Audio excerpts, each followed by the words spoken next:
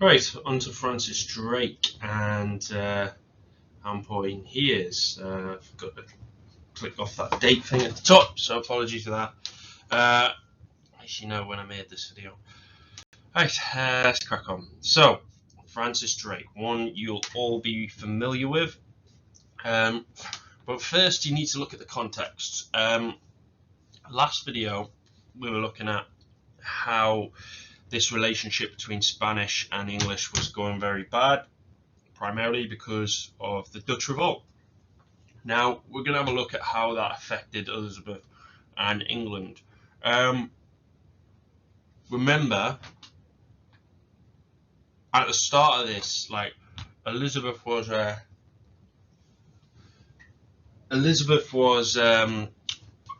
in a weak position. She had problems with finances in particular and the religious divisions. So we know the issues Elizabeth has. So she had foreign policy aims of how to correct this. She wanted to develop and improve trade, protect their borders, protect the English throne, and avoid war, because war is expensive. Now, cloth trade. We haven't really talked about the cloth trade. The English Channel was really important to England's defence. They needed to secure it. Remember, they'd lost Calais, which was such an important trading port, and Philip's ruling the Netherlands, so that's a problem. She didn't want to see a build-up of military forces on her coast. Getting the cloth into and out of Netherlands was important for making money. So the world's opening up, so merchants are moving out to the new Americas, finding new things, new items, new markets. So there's huge profits to be made in this new world. Again, problem is Spain controls Netherlands, and basically Spain controlled much of the new world, hence Spain being the superpower. Problem when you don't particularly get on. Just a little bit of a map of the powers in the world. Portugal's added on there because we know Portugal becomes absorbed into the sphere of influence that is Spain. I like how they put the Ottomans on here. Ottomans, such a big, important, powerful country. Not really to our topic, but at this point, the Ottomans are at pretty much their zenith. I think you're around Suleiman. Maybe Suleiman's dead by now, but yeah, Ottoman's pretty powerful Islamic kind of nation. But yeah, Spain, look at the size of Spain, huge. Right, so how does this affect England? Well, Spain claimed most of the Americas, including Florida, Caribbean, Mexico, Panama, Chile, and Peru. Profits were huge amounts of money. Spain becomes unimaginably rich. It's shocking how much of a mess they are now, but in terms of power compared to other countries. But back then, hugely impressive nation. Basically, they could charge anyone they wanted for a license. You need the Spanish to trade in the New World. You needed a Spanish license. Many then in England, when they'd fallen out, traded without a license and even attacked Spanish ships, which Philip couldn't take lying down, could he? And we got this man. I mean, look at that. What a looker. Beautiful. So Francis Drake was an English merchant. He makes his name trading in the New World, makes huge sums of money, and Elizabeth starts to invest in him. She thinks, here's a guy who is, going to be one of the big figures in their generation. But he always had this label of a pirate hanging over him. In the 70s to 71, he attacked Spanish ships and seized their cargo, becoming immensely rich in the process. Remember, the Spanish ships are filled with gold and silver and all these new materials from the New World. In 72, Elizabeth hires him as a privateer. Distinction here. Remember, difference between a pirate and a privateer really is a pirate is somebody who doesn't fly under any particular banner. Privateer is generally hired by a country to attack other countries under a false flag.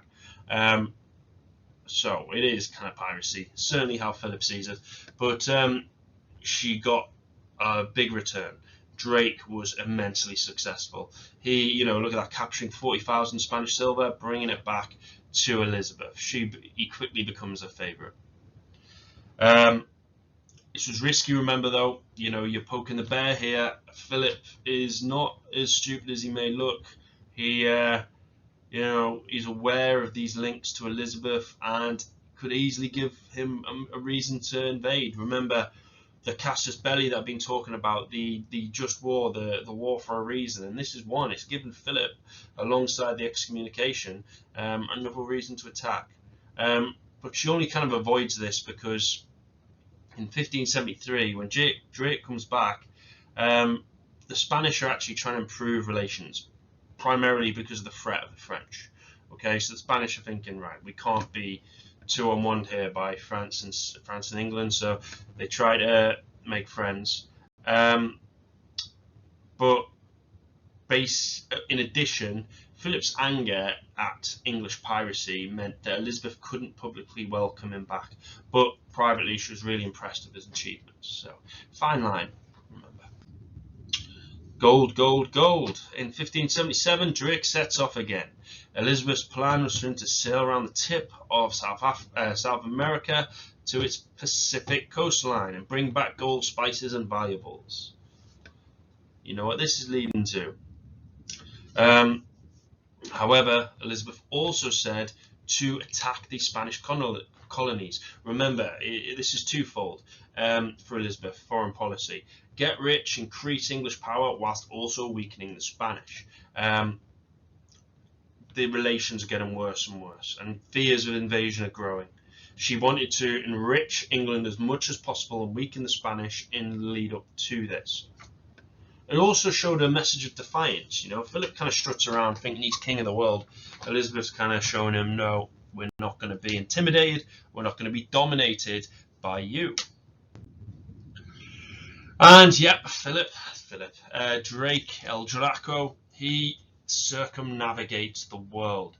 Between 77 and 80, this voyage becomes incredibly famous as he's the first Englishman to travel the entire world, and only second person in history. Magellan was the first, who was a Portuguese sailor, but Drake's the second. Major achievement, and this really sets England on the pathway to this role in the sea, rule Britannia and stuff like that. The waves, the British waves, that kind of thing. He becomes hugely famous. This also links to key topic 3 about people wanting to copy Drake, people wanting to go out and explore, but yeah, he's Golden Hind, good one to know for his flagship. Again, increases prestige, increases reputation of the English ships and sailors. So, what's the outcome? Well, Drake plunders the Spanish ports, ships along the coast, like Chile and Peru. He claims a region of California under Elizabeth's name, calling it New Albion. He returns £400,000 of Spanish treasure. That's a huge amount. Elizabeth was so impressed, she knights him. Now, think to yourselves, who's this going to annoy? It's going to annoy Philip, isn't it? She, remember, before she was a little bit coy, a little bit like, oh, I don't know this Drake. And then privately, she's like, come on, lad, well done. But now she's just openly knighting him. She's openly... she actually does it in front of the Spanish ambassador. That's a big, insult to the Spanish, isn't it? Philip is furious that she would knight a pirate.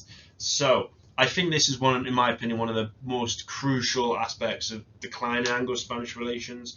Also a major factor in the lead up to the Spanish Armada. So it answers many questions. But Drake, really, if you get to grips with Drake, you can apply him to so many different questions. Exploration as well. Okay. There we are. Knighting Drake. Rule Britannia, right? Okay, significance. Well, showed England didn't accept Spain's domination of the Americas, and he's a national hero. So we'll leave it there with Drake. I'm going to go to the Armada next, which Drake's a part of. But yeah, hopefully this was somewhat useful. Really make sure you know Drake inside out. He's a great one to apply to many different questions. You should all know him anyway, all right? And there's some more bullet points.